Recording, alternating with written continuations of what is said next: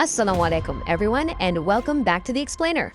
Today, we are unpacking an ancient eschatological narrative of just absolutely epic proportions. This comes straight from Islamic traditions. We're going to be looking at a saga that involves a king of completely unparalleled power, an impenetrable wall forged from iron and molten copper, and a truly terrifying horde that's literally destined to consume the earth at the end of times. So we're talking about a narrative that bridges the deep, deep past right to the ultimate future. Now, it really makes you wonder, is this just an ancient story, or is it a hidden reality that is literally waiting to unfold?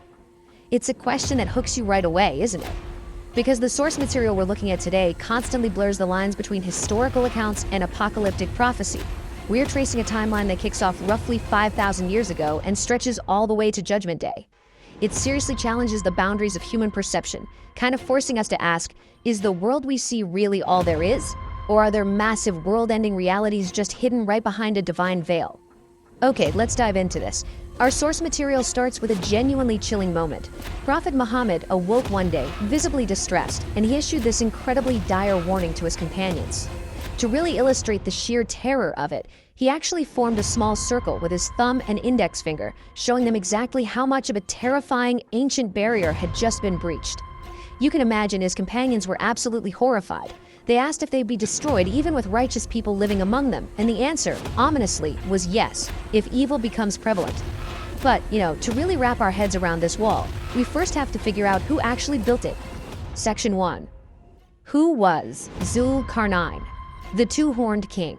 Let's take a look at the protagonist of this entire narrative. He's described as an incredibly just and insanely powerful king who ruled the earth around 5 millennia ago, and he was uniquely granted dominion over both the East and the West. Now, according to the source, Jewish scholars actually advised the Quraysh in Mecca to test Prophet Muhammad's prophethood by asking him about 3 specific mysteries, and one of those was the true identity of this very king. That whole exchange led directly to the revelation of Surah Al-Kahf in the Quran. And by the way, Zul-Qarnayn isn't actually his given name, it's a title. It basically translates to the two-horned one, or the one who reaches the 2 edges of the earth. He was a ruler who had immense worldly resources, but also profound spiritual wisdom. What the source finds really fascinating here is the total duality of his character. I mean, on one hand, you have unimaginable worldly power. The text talks about tradition saying Allah literally gave him control over the clouds, so he could travel so incredibly fast that day and night were basically no barrier to his expeditions at all. Yet at the same time, he was profoundly humble. When he arrived in Mecca, he completely refused to ride his horse. He actually dismounted out of pure respect for the holy ground that Prophet Ibrahim had walked on. Plus, despite having all the power in the world,